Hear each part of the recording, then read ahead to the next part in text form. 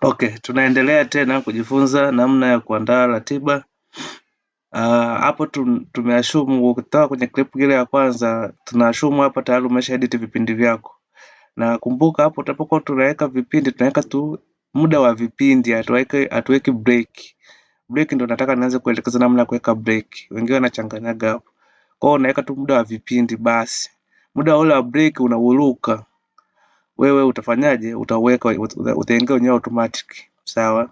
Kwa hiyo umeshamaliza kuedit vipindi vyako, umeweka muda, ukiangalia hapa zote ni dakika 40, unakuja hapa umeandika add break that will be printed between the lesson. Hapa ndo sehemu ya kuweka break zako sasa. Na click hapa add break, nitaandika jina la break, let's say nini tea break. Sawa, tea break. Tea inaandikwa jamani, tea break. Tea break for kifupi chake labda unaweza kaandika T stroke B. Haya, hapa umesikia umeandikwa break position, una click hapo. Hiyo break ni after which period? Yani hiyo break ni before which period? Baada ya kipindi gani hiyo break inakuwepo? Kwa mfano katika ratiba yangu mimi hapa nayoandaa hapa, break ni baada ya kipindi cha 5. Kwa hiyo nita hapa before 5 period. Kwa hiyo nita click hapa chap. Kisha click tayari yenyewe muda wake unafanyaje? Unaona muda wake ni before kipindi cha 5. Yes, muda wake unajiset hapo moja kwa moja. Sawa, nitaweka hapa chap. Umeona tayari inakuwa break yangu inakuwa nimeiweka hapa. Lakini hapo naona kama nimekosea. No. Break yangu itakuwa iwe kipindi baada ya kipindi cha before kipindi cha 6, not cha 5. Kwa unaweza kadelete hapa. Kadelete tu haina shida. Unakuja hapa add break. Unakuja tea break.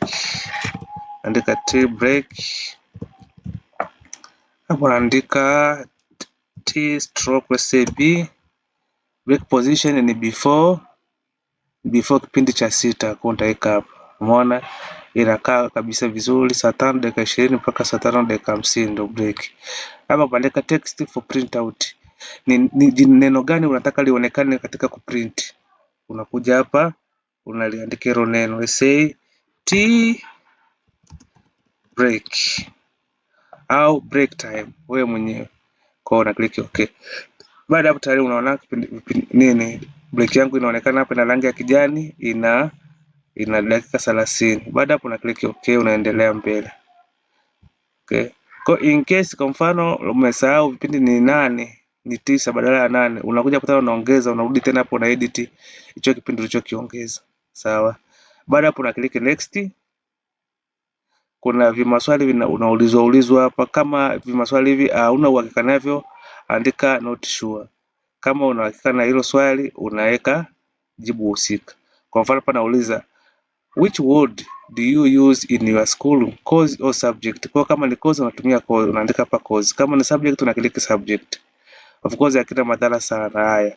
Subject are organized into classes or groups that have the same L time schedule like hii hapo say yes. Sawa. Kwa hiyo kama hauna uhakika navyo, wewe andika tu I'm not sure.